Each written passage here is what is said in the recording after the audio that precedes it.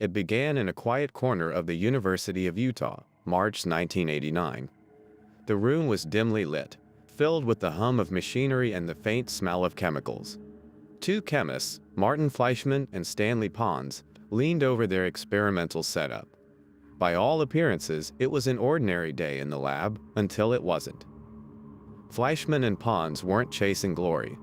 They weren't the kind to seek the spotlight. But what they stumbled upon in that lab would catapult them into the center of a storm unlike anything the scientific community had ever seen. They called it cold fusion. Picture this: a process capable of generating unlimited energy at room temperature. No towering power plants, no radioactive waste, no choking emissions, just clean, endless energy. It was a promise so extraordinary it bordered on miraculous. For a brief, electrifying moment, the world stood on the brink of a revolution. The announcement came with trembling voices and hurried words. Cameras flashed as the pair described their discovery. The implications were staggering: a world free from energy scarcity, an end to dependence on fossil fuels, the dawn of a new technological era. Newspapers around the globe exploded with headlines. Energy breakthrough could change everything. Hope was in the air, but not everyone was celebrating. Within days, the questions began. Critics called their data incomplete, their methods unscientific.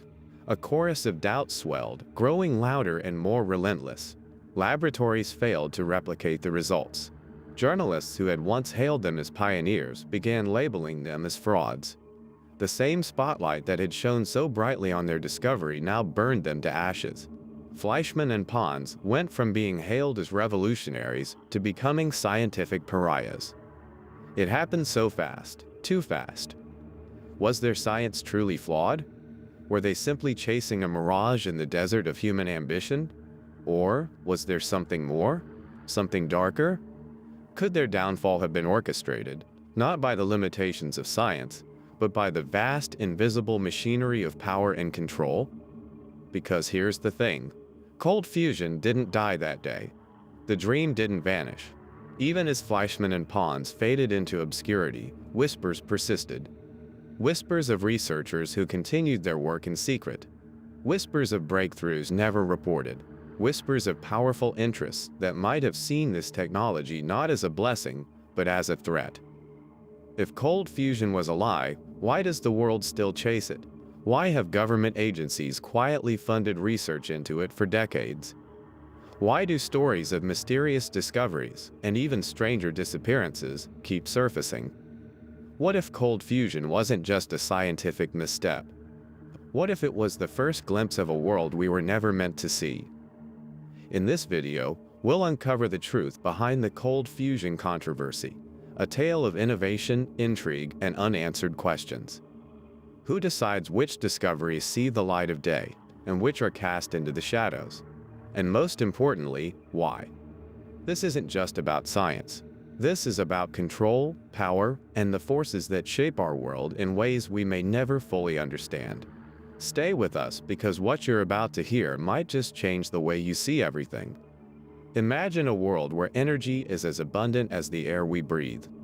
A world where cities could be powered with a single glass of water, where the hum of massive power plants and the smoke of fossil fuels are relics of a bygone era. This is the promise of cold fusion, a process that, if real, could fundamentally reshape human civilization. To understand cold fusion, let's start with what we know about fusion itself. Fusion is the process that powers the sun. Deep within its core, hydrogen atoms collide under immense heat and pressure, fusing together to form helium and releasing colossal amounts of energy. Replicating this on Earth has been one of humanity's greatest scientific pursuits. Massive facilities like the ITER reactor in France and the National Ignition Facility in the US are dedicated to creating these conditions: millions of degrees of heat, unimaginable pressures, all to spark the same kind of energy that fuels the stars. But cold fusion is something entirely different. It's the idea that fusion could occur without those extreme conditions. No searing temperatures, no massive reactors. Instead, it would happen in a simple tabletop experiment using common materials like palladium and heavy water. It sounds like science fiction, a power source so simple and safe that anyone could use it. Here's how it's supposed to work. In theory, when deuterium, a form of hydrogen found in water, is loaded into a palladium electrode, the atoms get so densely packed that nuclear fusion can occur, releasing heat and energy. The reaction happens at room temperature, hence the term cold fusion. No radiation, no hazardous waste, just clean, limitless energy. But here's the catch. Cold fusion wasn't just a scientific breakthrough, it was an existential threat. If cold fusion were real, it could end the fossil fuel industry overnight. Oil companies, coal plants, nuclear reactors, all of them rendered obsolete by a technology so simple that anyone could replicate it. The energy markets, worth trillions of dollars, would collapse, and with them, the power structures that depend on them. Is it any wonder then that the moment Fleischmann and Pons made their announcement, the backlash was immediate and ferocious? Scientific journals dismissed their findings as impossible, citing decades of physics that said fusion required extreme heat and pressure. Labs around the world failed to reproduce their results, or claimed to. Cold fusion, they said, was nothing more than a fantasy. And yet, the dream persists. For decades, researchers have quietly pursued cold fusion in labs and garages around the world. Some claim to have seen unexplainable bursts of energy. Others report reactions that don't fit within the laws of conventional physics. But these stories rarely make headlines. Instead, they are met with silence, or worse, suppression. Funding disappears, patents are denied, careers are ruined, and those who dare to speak out find themselves ostracized, just like Fleischmann and Pons. So here's the question. If cold fusion is nothing more than a myth, why does it continue to fascinate and terrify? Why do governments and corporations still pour money into its research, even as they publicly dismiss it? And why do some researchers whisper of mysterious energy spikes, only to fall silent when pressed for details? Cold fusion is more than a scientific curiosity. It's a Pandora's box, a key to a future that could be either utopia or chaos. A discovery so profound that its very existence would challenge the foundations of our world. What happened to Fleischmann and Pons wasn't just the downfall of two scientists. It was the opening chapter in a mystery that's still unfolding. One that raises a chilling possibility. What if cold fusion is real, and someone doesn't want us to know? March 23, 1989. In a room filled with reporters, flashing cameras, and murmured anticipation, Martin Fleischmann and Stanley Pons stood nervously at the front of the crowd. These were not men accustomed to the limelight. They were scientists, quiet figures who had spent their careers in the pursuit of knowledge. But today was different. Today, they were about to share a discovery they believed would change the course of human history. They spoke of an experiment that defied everything we thought we knew about physics. Using palladium and deuterium, they claimed to have triggered a reaction that released an extraordinary amount of energy, far more than could be explained by any chemical process. This wasn't a small breakthrough, it was seismic. Fleischmann, in his measured British tone, described how they had achieved nuclear fusion at room temperature. Pons emphasized the implications. Unlimited energy, clean and cheap, without the dangers of radiation or the waste associated with conventional nuclear power. The reaction from the press was electric. By the end of the day, news outlets across the globe were proclaiming a new era of energy. Headlines announced, "Cold fusion, the end of the energy crisis, and unlimited power from water." Television anchors speculated about a world free from fossil fuels, where energy scarcity was a thing of the past. For a fleeting moment, Fleischmann and Pons were heroes. But behind the scenes, the wheels of skepticism were already turning. Their announcement hadn't followed the usual scientific protocols. There was no peer-reviewed paper, no cautious presentation of findings. Instead, they had gone straight to the media. To the scientific establishment, this was an affront. Cold fusion wasn't just a bold claim. It was a direct challenge to established physics. Fusion, as everyone knew, required extreme heat and pressure, the kind found in the core of the sun or in multi-billion-dollar reactors. Room temperature fusion wasn't just improbable, it was, according to accepted theory, impossible. The backlash came swiftly. Laboratories across the world attempted to replicate their results, but the findings were inconsistent. Some reported unusual heat spikes, while others saw nothing. Journals published scathing critiques, accusing Fleischmann and Pons of flawed methodology and premature conclusions. Skepticism turned to hostility. It wasn't just their science under attack, it was their character. Accusations of fraud began to circulate. Rumors suggested they had rushed their announcement to beat a rival team to the punch. Their colleagues distanced themselves, funding evaporated, and the University of Utah, once eager to share in their glory, began to back away. The media, which had only weeks earlier heralded them as visionaries, now portrayed them as charlatans. Pons, overwhelmed by the scrutiny and criticism, retreated into silence. He left the United States and disappeared from public life. Fleischmann, though more willing to defend their work, found himself increasingly isolated.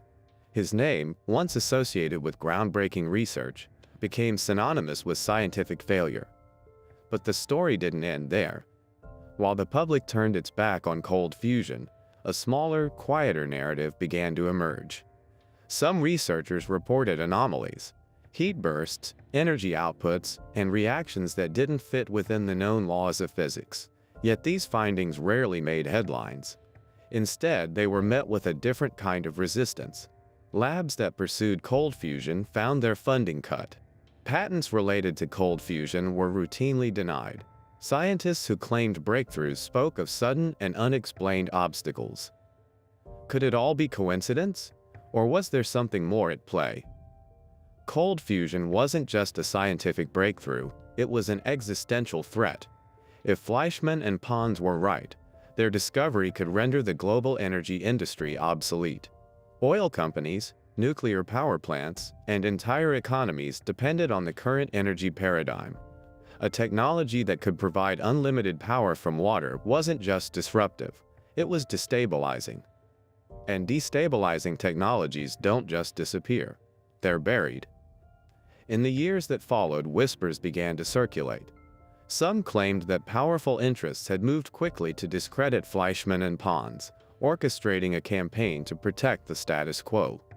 After all, who stood to lose the most if energy became free and abundant?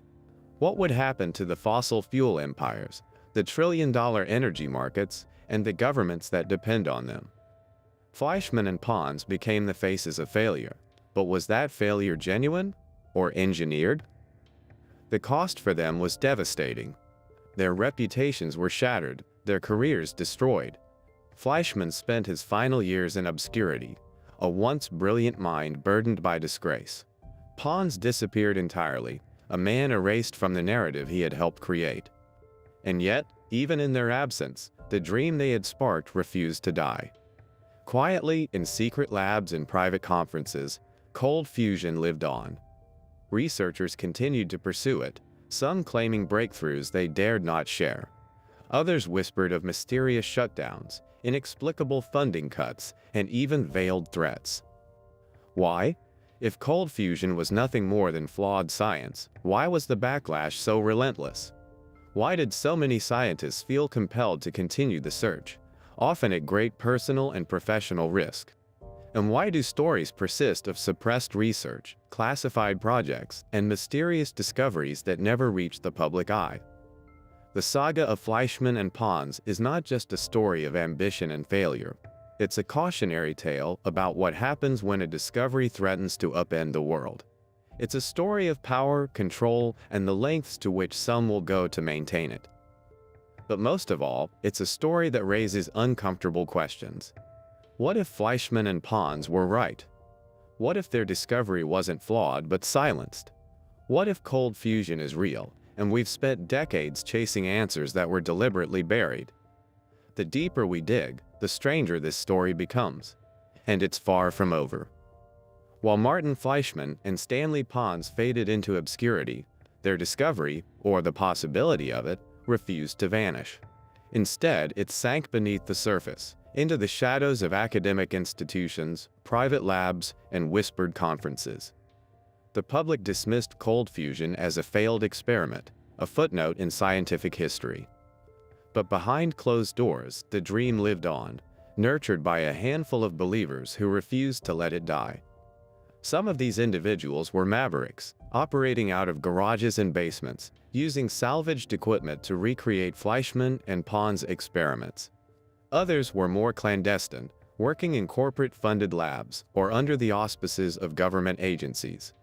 What united them was a shared belief that cold fusion wasn't just a failed experiment, it was the key to an energy revolution. Take Andrea Rossi, for instance, an Italian inventor who emerged years later with claims of a device he called the energy catalyzer, or ECAT. Rossi's machine allegedly produced vast amounts of heat through a process similar to cold fusion, though he was careful to avoid using the term. He demonstrated the device to select audiences, generating intrigue and skepticism in equal measure. Critics called him a fraud, citing a lack of transparency in his methods. Yet, investors poured millions into his work, and whispers of breakthroughs persisted. Rossi wasn't the only one. Across the globe, researchers reported baffling phenomena: excess heat in experiments that shouldn't have produced it, energy spikes that defied explanation. In Japan, in Russia, even within the United States, projects sprang up in secret. Some were funded by governments, others by private companies hedging their bets on a technology that could redefine global power dynamics.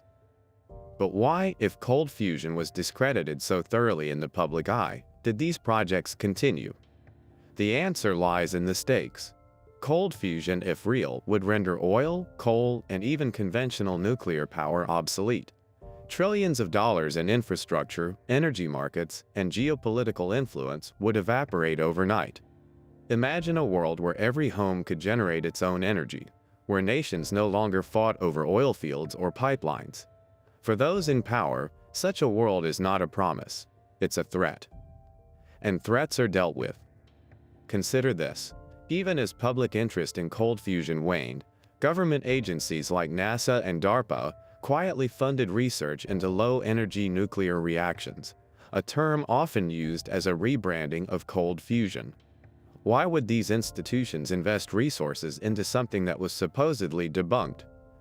Then there are the stories, anecdotes that sound like the stuff of spy novels but are disturbingly persistent. Labs reporting promising results only to have their funding mysteriously cut. Researchers receiving anonymous warnings to abandon their work. One laboratory in Europe claimed to have achieved a breakthrough, only to suffer a catastrophic fire weeks later. Officially, it was an accident. Unofficially, questions lingered. Could it all be paranoia? Perhaps, but history is littered with examples of disruptive technologies being suppressed. The stakes with cold fusion are higher than most. Yet, despite the risks, the underground movement grew. Small conferences sprung up, attended by a mix of legitimate scientists, fringe theorists, and corporate scouts. Papers were published in obscure journals, their findings tantalizing but unverified. Some spoke openly of breakthroughs, while others were more cautious, fearing the consequences of attracting too much attention. This underground network wasn't just about cold fusion, it was about defiance.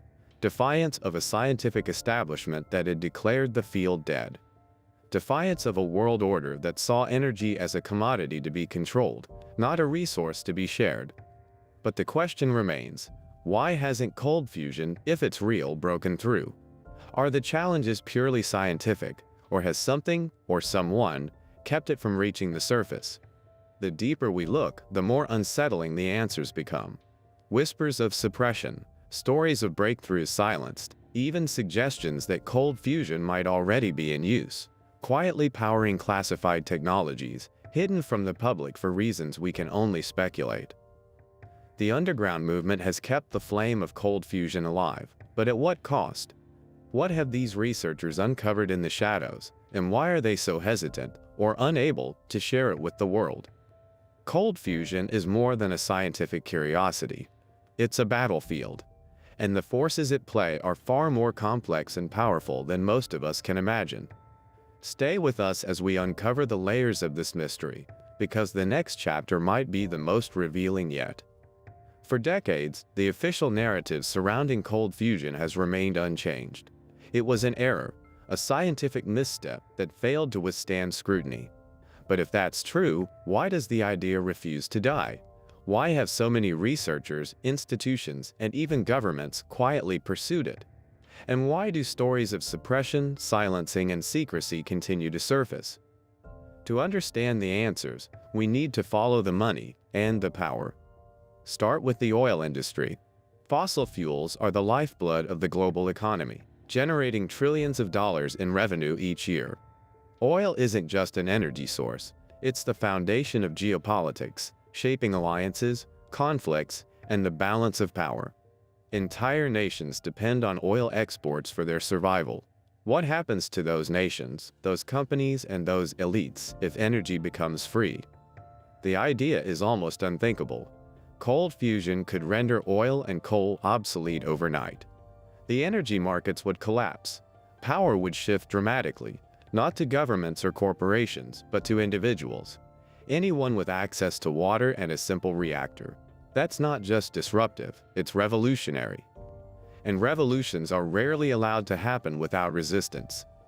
Some believe that the oil industry acted quickly and decisively to discredit cold fusion. Consider this. Within weeks of Fleischmann and Pahn's announcement, public opinion had turned against them. Scientific journals were flooded with critical articles. Media outlets, once enthusiastic, began framing the story as a cautionary tale of overreach and hubris. Could this have been a coordinated effort? The oil industry has a long history of shaping public narratives. In the 20th century, fossil fuel companies spent billions funding campaigns to sow doubt about climate change.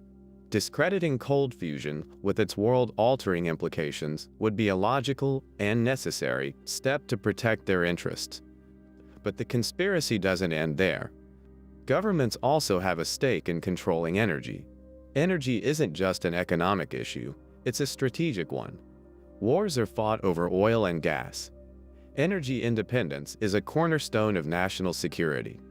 And in the shadowy world of classified research, energy breakthroughs are the key to dominance in space, military technology, and beyond. There are whispers, unproven but persistent, that cold fusion didn't die in 1989. Instead, it went underground, absorbed into black budget projects and secret research programs. Could the technology already be in use, powering classified systems, or being developed for military applications? Consider the patterns. Researchers report breakthroughs, only to find their funding mysteriously pulled. Labs burn down under suspicious circumstances. Papers disappear from archives, and patents are denied without explanation. Coincidences? Or the fingerprints of suppression? There's also the question of why some of the world's most powerful research institutions continue to study cold fusion under different names. NASA has explored what it calls low-energy nuclear reactions. DARPA, the Pentagon's advanced research arm, has quietly funded similar projects. Why invest in a dead end? Even the private sector shows signs of intrigue. Tech billionaires and venture capitalists have quietly backed cold fusion startups, betting on the possibility of a world-changing breakthrough. But these efforts are shrouded in secrecy. When asked, the companies often deny their involvement or downplay their progress. Why the reluctance to speak openly? And then there are the human stories. Accounts from scientists who claim to have faced threats, surveillance, or mysterious accidents. One physicist reported receiving anonymous phone calls warning him to abandon his research. Another described how his lab was raided by unidentified agents, with critical equipment seized. In Europe, a prominent researcher's work was destroyed in a fire just days before he planned to publish his findings. Individually, these incidents could be dismissed as paranoia or bad luck. But together, they form a pattern, one that suggests cold fusion might be more than just a scientific controversy. It might be a secret too dangerous to reveal. What would happen if cold fusion were real and made public? The consequences are almost unimaginable. The energy industry as we know it would collapse. Economies would shift. Power structures that have existed for centuries would crumble. It would be a transformation on a scale humanity has never seen, a revolution in science, economics, and politics all at once. But revolutions have enemies, and when the stakes are this high, suppression isn't just possible, it's inevitable. The deeper we dive into the cold fusion conspiracy, the clearer it becomes. This is not just about science. It's about power, control, and the forces that shape our world behind the scenes. Who benefits from keeping cold fusion in the shadows? And what might they be willing to do to keep it there? Not everyone believes in the promise of cold fusion. In fact, many scientists argue it's nothing more than a fantasy, a misguided dream built on flawed experiments and wishful thinking. If we're going to explore the possibility of a conspiracy, we also need to confront the other side of the story. Cold fusion, skeptics say, simply doesn't align with the established laws of physics. Nuclear fusion, as we understand it, requires immense heat and pressure to overcome the electrostatic repulsion between atomic nuclei. The idea that this could occur at room temperature, with simple materials like palladium and deuterium, flies in the face of decades of research and experimentation. When Fleischmann and Pons announced their discovery, the scientific community was quick to point out these contradictions. Labs worldwide rushed to replicate their experiment, and the results were damning. While some reported anomalies, most found nothing. No excess heat, no unusual energy, nothing to suggest that cold fusion was happening.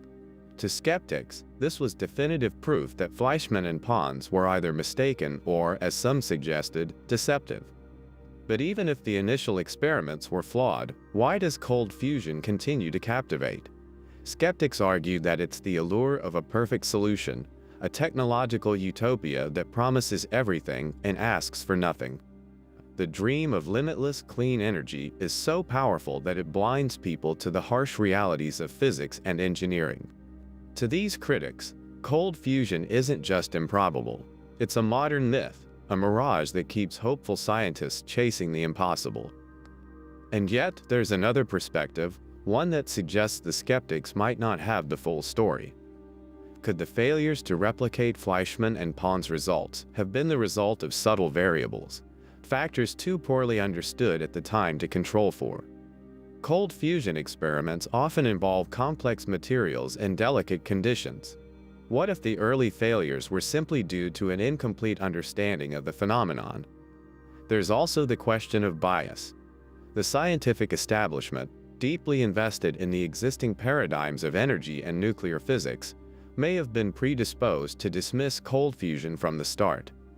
Scientists are human after all, and the pressures of reputation, funding, and academic consensus can shape the direction of research. Consider this. When Fleischmann and Pons' claims were debunked, it wasn't just their reputations on the line, it was the credibility of the entire field of electrochemistry. The backlash wasn't just about cold fusion, it was about protecting the integrity of science itself. But what if, in the rush to protect that integrity, genuine anomalies were swept aside? There's also an intriguing middle ground. Some researchers suggest that the excess heat observed in certain experiments might not be nuclear in nature at all. Instead, it could represent an entirely new phenomenon, one that lies outside our current understanding of physics. This perspective doesn't validate the grand claims of cold fusion, but it does suggest that the field deserves more study, not less. And then there's the lingering question. If cold fusion is such an obvious dead end, why do governments and corporations continue to invest in it? Why do organizations like NASA and DARPA quietly pursue research into low-energy nuclear reactions? Why do independent scientists risk their careers, and sometimes their safety, by continuing to investigate? Could it be that the skeptics are right, and cold fusion is a delusion? Or could it be that they're wrong, and their dismissals are part of a larger pattern of suppression? The truth likely lies somewhere in between. Cold fusion may not yet have delivered on its promise, but the persistence of the idea raises profound questions about the nature of discovery, the limits of scientific consensus, and the forces that shape our understanding of the world. Skeptics urge us to be cautious, to avoid the mistakes of the past. But curiosity demands that we keep looking, keep questioning, and keep pushing the boundaries of what we think is possible. After all, history is filled with ideas once deemed impossible that later transformed our world. So, is cold fusion a fraud, a failure, or the key to an extraordinary future? The answer is still out there, waiting to be uncovered. Cold fusion isn't just a scientific mystery, it's a window into the deeper workings of our world. It's a story about ambition and failure, about hope and suppression, and about the eternal tension between those who seek to innovate and those who seek to control.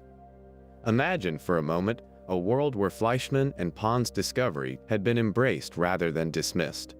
A world where clean, limitless energy was no longer a dream, but a reality. Picture cities powered by water, industries running without pollution, and nations free from the political stranglehold of oil. Wars over energy would become relics of the past. Economies could thrive without ecological collapse. Humanity could reach new heights, unburdened by the chains of energy scarcity. But that's not the world we live in. Instead, we live in a world where cold fusion was pushed to the margins, its pioneers ostracized, its promise left unfulfilled. Why? Was it because the science was flawed? Or was it because the stakes were too high for those who hold the levers of power?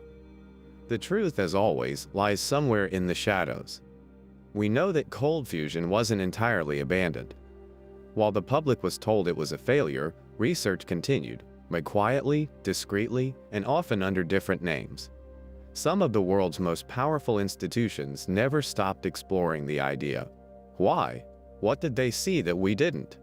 There are hints, whispers of breakthroughs, unexplained energy spikes, and classified projects that raise more questions than they answer.